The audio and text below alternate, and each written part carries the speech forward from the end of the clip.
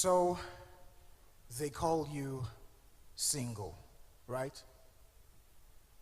They call it a justifiable reason why they perceive you're not yet a man, because you haven't done what's needful, marriage. So they say you're approaching 35. And for you being a lady, it could get dangerous because the freedom for you to choose for yourself the right man, one that can satisfy you, now slims down with every passing breath of uncertainty you draw inside. They fill your head with this beautiful tale of happiness complete only when you find the right one, making it look like your being single is a pandemic, a plague, a state that makes you the sad one. But truth be told, you do not need someone by your side to make you happy if you weren't in the first place.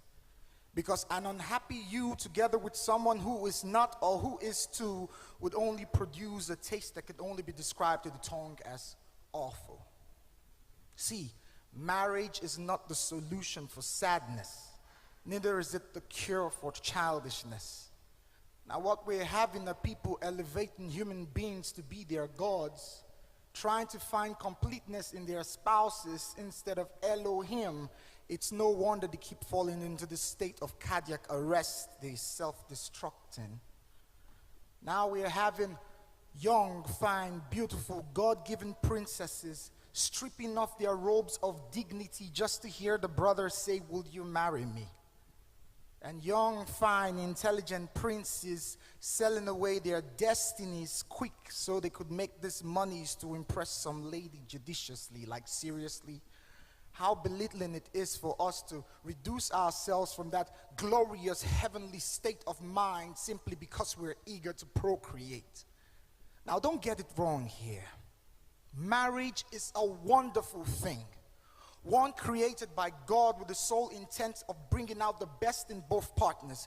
But I believe it would be more sinful when you pay no mind about working on yourself now as an individual, yet expecting someone else to work on themselves for you in a relationship.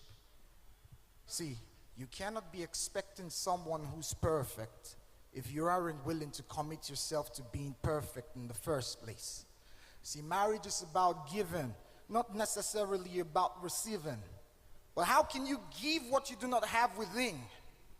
So you're clamoring for the best spouse, but haven't taken time out in a single year to prepare yourself for the best now. You say you want someone who's God-fearing and loving, yet you spend all your nights in the nightclub dancing to your skelewu music. And then you shocky. And then it becomes shocking when after 2 weeks of being unequally yoked with this unbeliever, his true identity now pops up. And it crushes your heart and your soul, and you wish you could rewind back time, but no. See, iron sharpeneth iron, and birds of a feather flock together. So if you want a lion for keeps, don't go around becoming a dog eating scraps for meat. See, our singlehood is not a time for us to gallivant all around or bore people with our many tales of how many heartbreaks we must have received, but a time to sit down and seek clarity for what God's clear vision for our life is. See, our singlehood is a blessing, one that has been presented to us as a gift for making the choices for a life so complete. So don't give it away. Don't give it away because of the fear or intimidations floating all around you. Give it away because with all of your heart you now accept all that you're about to get into.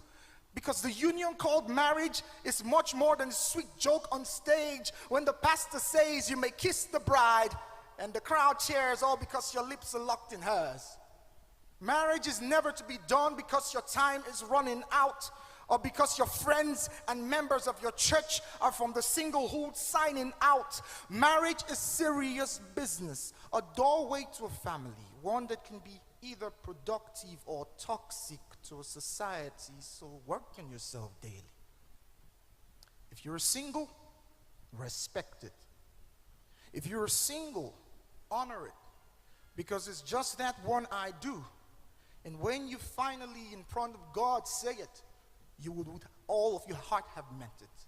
Because now it wouldn't matter if he be tall, dark, and handsome, or she be curvy, slim, or shaped that's straight. Because when God is done with you, trust him, it will all be worth the wait. Thank you.